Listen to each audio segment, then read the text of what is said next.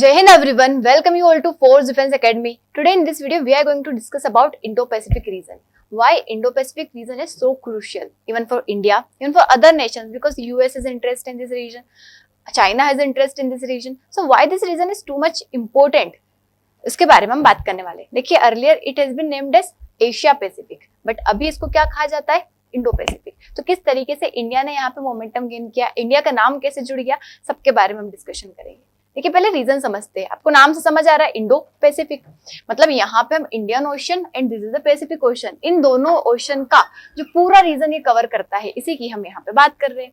अब देखिए पहले इसका नाम हुआ करता था एशिया पैसिफिक, एशिया पैसिफिक, जिसमें सारा रीजन मोस्टली उसको पैसिफिक ओशन जो है इसका नाम से, और इधर वाले जो रीजन है लाइक यूएस हो गया, जापान हो गया, ऑस्ट्रेलिया, चाइना, ये सारे रीजन इसके अंदर इंक्लूड होते थे। एशिया पैसिफिक इसको कहा जाता था। फिर gradually when India was developed, मतलब जैसे जैसे जैसे धीरे धीरे डेवलप हुआ, उसके बाद इंडिया ने यहाँ पे मोमेंटम गेन करना चालू किया, लोगों ने इंडिया को पहचानना चालू किया, इंडिया की इकोनॉमी ग्रो करी, एक फास्टेस्ट ग्रोइंग इकोनॉमी भी है। फिर बाद में इसका नाम बन गया इंडो पैसिफिक। ठीक है, इंडिया ने जैसे ही इसकी इंडिया की इकोनॉमिक और नेवल प्रेजेंस और नेवल पावर यहाँ पे बढ़ती है, वैसे इसका नाम बन जाता है इंडो पैसिफिक। अब देखिए इंडो पैसिफिक हुआ मतलब एक तो इंडिया, इंडियन ओशन का नाम आ रहा है, साथ ही इंडिया का नाम यहाँ पे जुड़ा हुआ है, तो कहीं ना कहीं इंडिया का रोल भी रहता है। इवन इंडिया जो है यहाँ पे सेंट्रली लोकेटेड, मतलब सेंटर अगर आप देखो तो काफी ज्यादा इंडियन ओशन में इंडिया सेंट्रली लोकेटेड है, जो कि कई सारी चीजों को, जैसे यहाँ मिडिल ईस्ट आ रहा है, इधर की साइड अफ्रीका आ रहा है, इधर की साइड साउथ एशिया आ रहा है, मतलब ये सारे रीजन के बीच में आ जाता है इंडिया। तो इंडिया यहाँ पे इंपॉर्टेंट है, मतलब एक स्ट्रेटेजिक सेंटर के रूप में काम कर रहा है। अब देखिए ये जो इंडो पैसिफिक रीजन है, यहाँ पे मतलब वर्ल्ड का 80% यहाँ का देख लो, एशिया वाला 80% क्या हो रहा है? ऑयल का ट्रेड, एनर्जी का ट्रेड, इवन कई सारी चीजों का ट्रेड हो रहा है। बाकी 80% जो है ऑयल ट्रेड इसी रीजन से पास हो रहा है। इसके अलावा भी जो भी नेशन है, फॉर एग्जाम्पल यहाँ से कुछ भी पास होगा तो इसी रीजन के थ्रू होगा।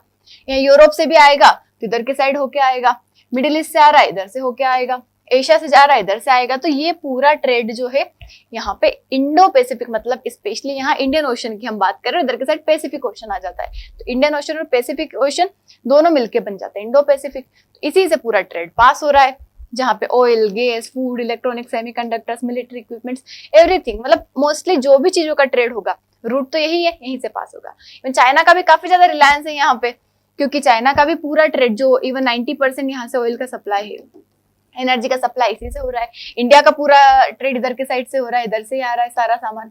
तो ये क्या कर रहा है? बहुत इंपॉर्टेंट रोल प्ले कर रहा है। इवन आज के टाइम पे ओशन जो होता है बहुत इंपॉर्टेंट रोल प्ले करता है, क्योंकि आपको अगर ट्रेड करना है तो अगर आप लैंड के थ्रू करोगे तो काफी ज्यादा कॉस्टली हो जाता है, आप एयर के थ्रू तो कर ही नहीं पाओगे।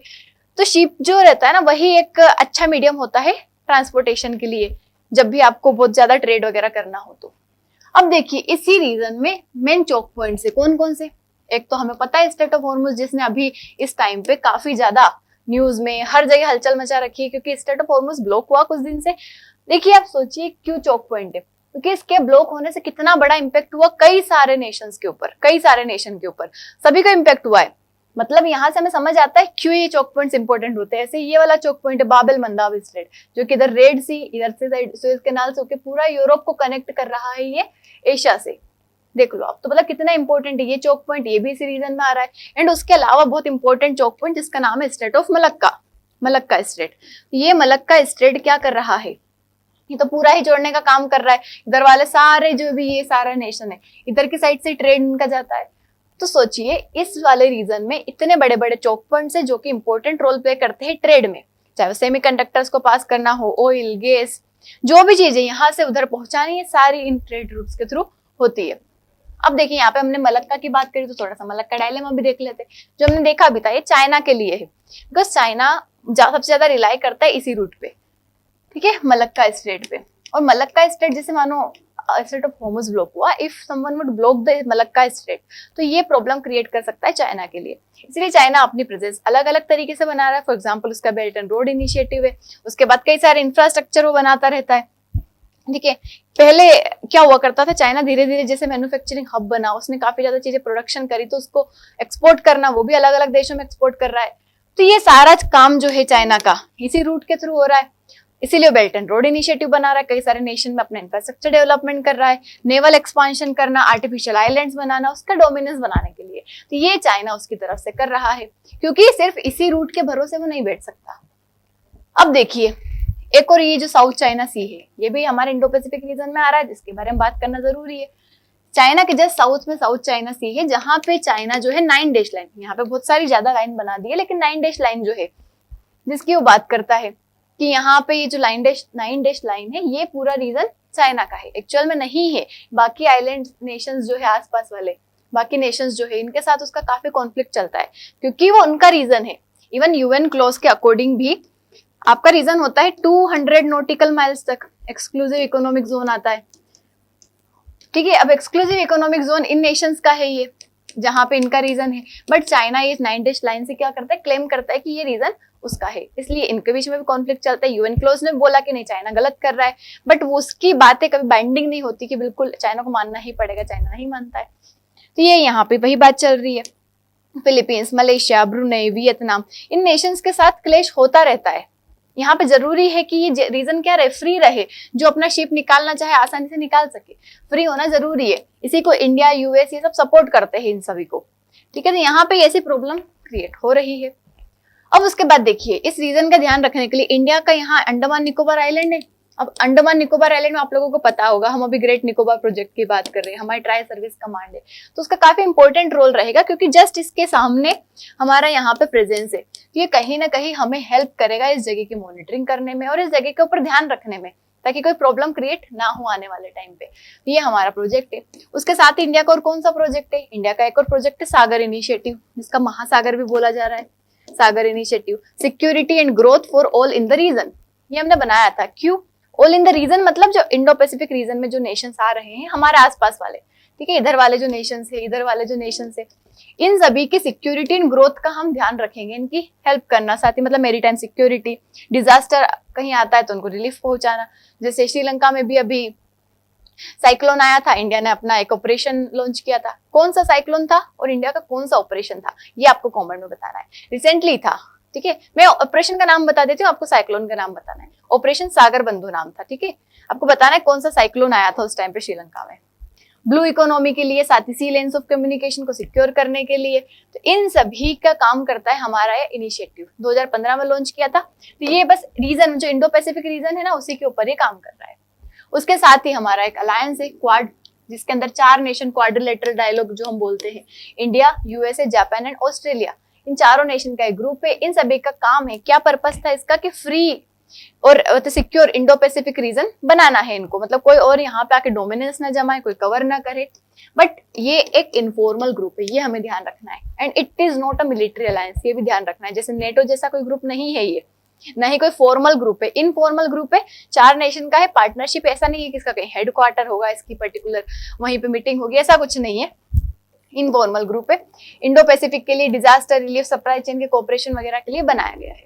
साथ ही ओकस, इंडो पैसिफिक से रिलेटेड ये भी ग्रुप है, मतलब इंडो पैसिफिक रीजन में ही है। ऑस्ट्रेलिया, यूके, यूएसए का न्यूक्लियर सबमरीन से रिलेटेड है, बट वो उस रीजन में आता है, तो जरूरी है कि इंडिया इसके ऊपर भी ध्यान रखे। उसके बाद आसियान, आसियान जो 10 नेशंस आते हैं आसियान में, मतलब साउथ ईस्ट एशिया में जो नेशंस आ गए सारे, Philippines, Indonesia, Brunei, Laos, Cambodia, Vietnam, ये सारे नेशंस जो है, ये सारे नेशन पैसिफिक ओशन और इंडियन ओशन के बिल्कुल सेंटर में आ जाते हैं। तो ये इंपॉर्टेंट हो जाते हैं, उस रीजन में इंपॉर्टेंट रोल प्ले करते हैं, तो वहां पे जरूरी है ये। तो इनके साथ भी कोऑपरेशन रखना हमारे लिए बन जाता है। मतलब ये बता रही हूँ कि ये ग्रुप जो है इंपॉर्टेंट रोल प्ले करते हैं इस रीजन में, तो हमें ध्यान रखना है इसका। उसके बाद चैलेंजेस क्या है हमारे इंडो पैसिफिक रीजन में, तो पहली चीज तो राइवलरी, जो साउथ चाइना सी पे चल रहा है, ईस्ट चाइना सी पे चल रहा है, मतलब ये जो कंपटीशन, एक राइवलरी चल रहा है, उस जगह पे कंट्रोल बनाना जबरदस्ती, ये सारी चीजें आ जाती है। साथ ही पायरेसी का, जो स्पेशली जो वेस्टर्न इंडियन ओशन है, सोमालियन कोस्ट, इधर के साइड पायरेसी होती है। उसके बाद क्लाइमेट चेंज, ये जो ओशन राइज कर रहे हैं, मतलब ग्लेशियर मेल्ट कर रहे हैं, ओशन राइज कर रहे हैं, कई सारे आइलैंड्स डूब गए हैं, यहाँ पे प्रॉब्लम क्रिएट करता है। इलीगल फिशिंग हो रही है, जिसकी वजह से फूड सिक्योरिटी, लोकल लाइवलीहुड पे इम्पेक्ट हो रहा है। साइबर सिक्योरिटी, जो मेरीटाइम इंफ्रास्ट्रक्चर है, डिजिटल इंफ्रास्ट्रक्चर, उसको इम्पेक्ट हो रहा है। साथ ही सप्लाई चेन के कॉन्फ्लिक्ट्स आ रहे हैं, जैसे स्ट्रेट ऑफ हॉर्मुज ब्लॉक हुआ, सप्लाई चेन पूरा यहाँ पे प्रॉब्लम में आ गया। तो ऐसे ऐसे चैलेंजेस इसके अंदर बन रहे हैं। अब इंडिया का इंटरेस्ट क्यों है इस रीजन में, तो पहली चीज तो हमारा भी ट्रेड है, हमारा भी ट्रेड इसी रीजन के थ्रू हो रहा है, डेफिनेटली हमारे लिए जरूरी हो जाता है, हमारे देश की इकोनॉमिक ग्रोथ के लिए जरूरी हो जाता है। दूसरी चीज एनर्जी सिक्योरिटी, हमारे देश की एनर्जी, क्रूड ऑयल इंपोर्ट सारा इसी इंडियन ओशन के थ्रू आ रहा है, जरूरी हो जाता है। हमारे देश की सिक्योरिटी, क्योंकि हमारा देश 3 तरफ से पानी से घिरा हुआ है, इधर इधर इधर, एक तरफ Bay of Bengal, Arabian Sea, Indian Ocean है, तो ये पूरा रीजन जो है पानी से घिरा हुआ है, तो हमारी सिक्योरिटी के लिए जरूरी हो जाता है, यहाँ पे डिफेंस हमारा होना चाहिए। साथ ही रीजनल लीडरशिप, इंडिया एक अच्छा पार्टनर और अच्छा एक लीडर बन के यहाँ पे निकल रहा है। इवन हमारा जो सागर इनिशिएटिव है, और इंडिया हमेशा सपोर्ट करता है ये, हर किसी भी नेशन में कोई प्रॉब्लम आती है तो उनको ह्यूमैनिटेरियन असिस्टेंस देना, ये सारी चीजें, तो इसलिए जरूरी हो जाता है। नेक्स्ट इज रिसोर्सेज, ठीक है, इंडो पैसिफिक रीजन में जो रिसोर्सेज अवेलेबल है उसके लिए जरूरी हो जाता है, क्योंकि हमारा तो मोस्टली एक्सक्लूसिव इकोनॉमिक जोन जो है वो इसी रीजन में आ रहा है, तो इसके लिए क्या हो जाता है, ये जरूरी हो जाता है इंडिया के लिए। अब इंडिया कैसी पॉलिसी अपना रहा है, तो एक बैलेंस्ड पॉलिसी, मतलब ऐसा कभी हम किसी से लड़ने नहीं जाते डायरेक्ट, हमारी एक बैलेंस्ड अप्रोच है, डिप्लोमेटिक रिलेशंस रखते हैं, एक बैलेंस पॉलिसी बनाते हैं, लोगों के साथ पार्टनरशिप करते हैं, जैसे क्वाड में हमने यूएस, जापान, ऑस्ट्रेलिया से करी, फ्रांस हो गया, आसियान नेशंस हो गया, इनसे हम अच्छे रिलेशन बना के रखते हैं ताकि एक बैलेंस्ड हम पॉलिसी अपनी बना सके। इंटरनेशनल लॉ को हम सपोर्ट करते हैं, फ्रीडम ऑफ नेविगेशन को सपोर्ट करते हैं, स्ट्रेटेजिक ऑटोनॉमी हमारे रीजन पे हम कंट्रोल करके रखते हैं, किसी और को आने नहीं देते हैं। साथ ही हमारा काम है कि हमें कोऑपरेशन भी रखना है, साथ ही इकोनॉमिक स्टेबिलिटी, हमारे रीजनल सिक्योरिटी, ये सारी बनी रहे यहाँ पे, ये सारी चीजों का हम ध्यान रख रहे हैं। यही हमारा पूरा एक इंडो पैसिफिक रीजन है, जिसका मैंने बताया क्या चैलेंज है, क्या हमारा मतलब यहाँ पे इंटरेस्ट है, क्यों हमारे लिए जरूरी, इंडिया की क्या पॉलिसी है। तो ये यहाँ पे एक समरी के फॉर्म में लिखा है कि एशिया पैसिफिक इंडो पैसिफिक बन गया जैसे ही इंडिया का नेवल राइज हुआ। सागर इनिशिएटिव हमने स्टार्ट किया कि मतलब एक प्रॉस्पर हम इंडो पैसिफिक रीजन और आसपास वाले नेशन की सिक्योरिटी, डिजास्टर रिलीफ वगैरह पे ध्यान दे सके। मलक्का डायलेमा के बारे में बताया आपको, ग्रेट निकोबार प्रोजेक्ट के बारे में बताया कि हम वहाँ पे इंफ्रास्ट्रक्चर डेवलपमेंट करें ताकि एक तरीके से हमारी प्रेजेंस रहेगी, वहाँ पे हम ध्यान दे पाएंगे। साथ ही अलायंस हम बना रहे क्वाड, जो कि एक फॉर्मल तो नहीं है, नहीं मिलिट्री अलायंस है, बट एक अलायंस है ताकि हम इस रीजन को फ्री रख सके। ओकस एक ग्रुप है, तो इस तरीके का हमने देखा कैसा इंडो पैसिफिक हमारा है, जो कि बहुत इंपॉर्टेंट रोल प्ले करता है ट्रेड के लिए, यहाँ के जो चौक पॉइंट्स हो गए, यहाँ की सिक्योरिटी जो हो गई, हर चीज के लिए। तो that's all about it. I hope आपको समझ आया होगा, वीडियो अच्छा लगा होगा, अच्छा लगा है तो लाइक शेयर सब्सक्राइब जरूर करना है। थैंक यू सो मच, जय हिंद।